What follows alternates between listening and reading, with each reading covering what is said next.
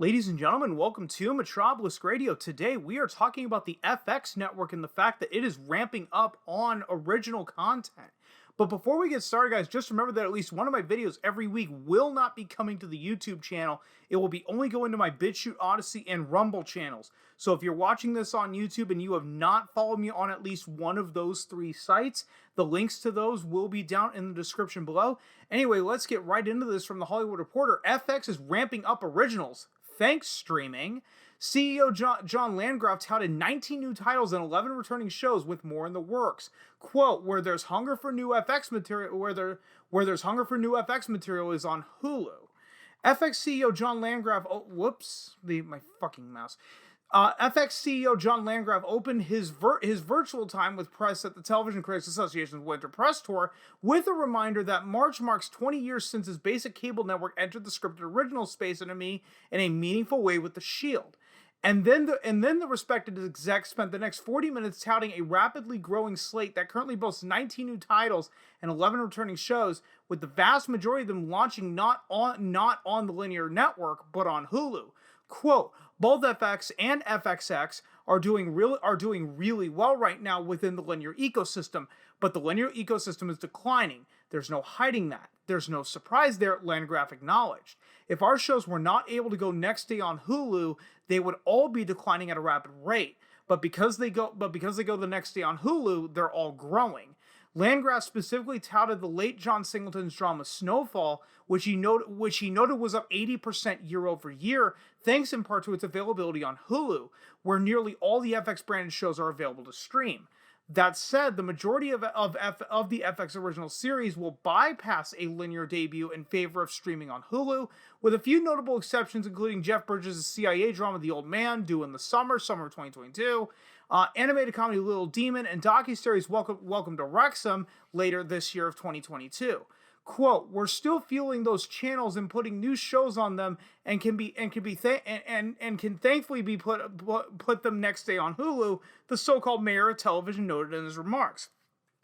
Shows like Sons of Anarchy offshoot Mayans MC and others that historically debuted on linear first will continue to do so as execs continue to quote-unquote sustain the cable channels. Landgraf said that content that feels as if it belongs on linear will debut there, but the main priority is to feed the streaming ecosystem. Quote, where there's hunger for new FX material is on Hulu, he said. That's great because there's a new hungry mouth to feed, and Hulu is doing extremely well. Disney is doing well, and Disney Plus is doing well globally and domestically, and we want to contribute as much as we can to that success story. The executive made multiple mentions of the benefits of being part of the Disney portfolio after the cable network and its sibling studio formally joined the Mouse House a few years ago as a part of the $73 billion Fox deal.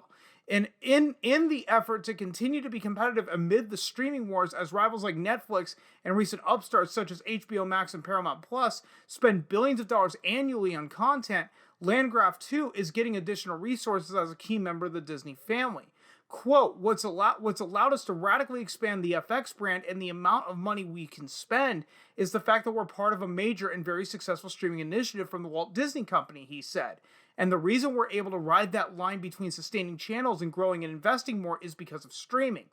In addition to the returns of Atlanta ending in the fall of 2022 and the final season of Better Things, FX's 2022 slate includes Under the Banner of Heaven coming out in the spring, Pistol coming out in May, The Bear coming out in the summer, The Patient, Class of '09, Fleischman is in Trouble, and Kindred. New scripted series on tap for 2023 and 2024 include Great Expectations starring Olivia Colman, Retreat, The Justified update, Shogun, the most ambitious production in the history of FX in terms of scale and scope, Alien, Noah Hawley's Alien, and the newly announced 5th season of Fargo, and 2 new editions of Ryan Murphy's American Stories franchise. Quote, both the quality and volume of our output are about to meaningfully accelerate, Landgraf said. Landgraf also announced a season 3 pickup for Lil Dicky comedy Dave, and fielding questions about the surprising cancellation of the long-in-the-works Y the Last Man, and what to expect from creator Noah Hawley's Alien, which will film after Fargo's season 5. Now, you know, many people will blame streaming for everything. You know, streaming is killing the industry and blah, blah, blah, blah, blah. Well, funny enough, because it sounds like streaming is what's saving the FX network. And the funny part is they actually brought it up with the Shield here. The Shield was never doing that great in the ratings, but the network kept it going, and it at least saw, the Shield at least saw an ending.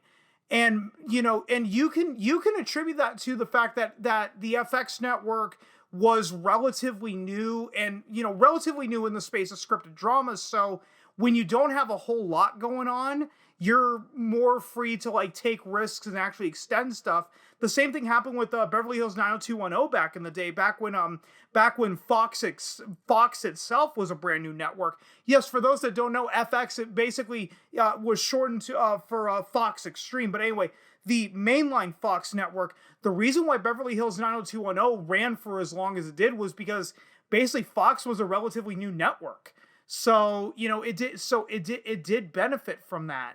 So if there's one good thing that streaming is actually providing, is the fact that a lot of these, it's saving a lot of these FX shows from premature cancellations. The same thing cannot be said for a lot of these Netflix shows like Glow or Jupiter's Legacy, or insert what X Netflix series here. I can't think of any more off the top of my head, but seriously, how many times are you now hearing about Netflix shows are being prematurely canceled left, right, up, down, and center? Well, at least Hulu is like I said, at least Hulu is saving all of these FX shows like Mayans MC, Atlanta.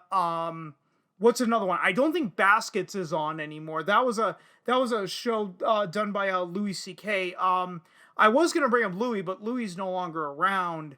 What We Do in the Shadows, I almost forgot about that. So yeah, all these shows that, maybe if they only had the linear television, would have gotten canceled back during their first season, have been allowed to continue their run because of streaming. And guys, that's pretty much all I got for you right now. If you stuck around this long, thanks so much for doing so. And if you've been following me long enough, I'm terrible at ending these videos. So I will just see you guys next time.